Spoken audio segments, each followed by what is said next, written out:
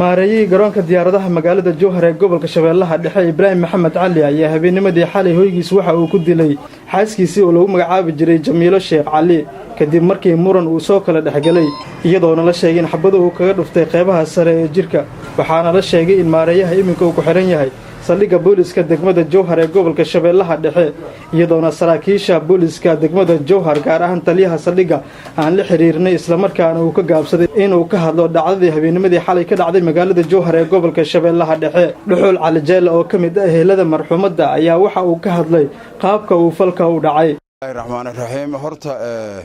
walaxiska mucjisa rabbaaniyaha dhacay oo ka yimiday wiil iyo gabar isqaba ilma adeerna ah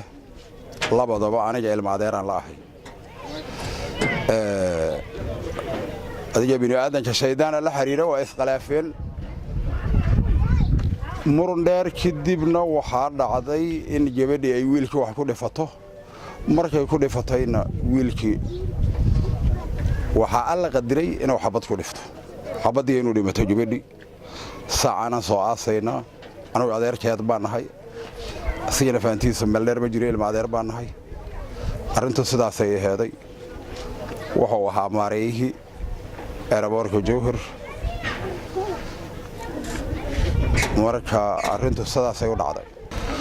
muranku wax iska masayr waay dumar iyo wax saas adiga wixii wiilku gabar u guurshay isla shalay wax masayr ka bilaaydo yaa marka xaas labaad oo shalay aroosay arrintaas wax ka yimid oo problem ah maadaama waalidkii ay dadoo la wadaaga waa jirtaa laakiin nasiib wanaag anigu ma haleelin hadaan haleeli lahay waa aaminsanahay inay wax sidaan aynu dhici lahayn laakiin dad kale tooday wadaageen arrintaasi laakiin kuma baaqan dhimashadii waa jirtaa uur 5 bilood ay lahayd maaha markii ugu horeysay oo fal noocan uu ka dhaco magaalada Jowhar ee gobolka Shabeellaha Dhexe Cabdiraxmaan Xuseen Umar Wadani TV Kalsan Jowhar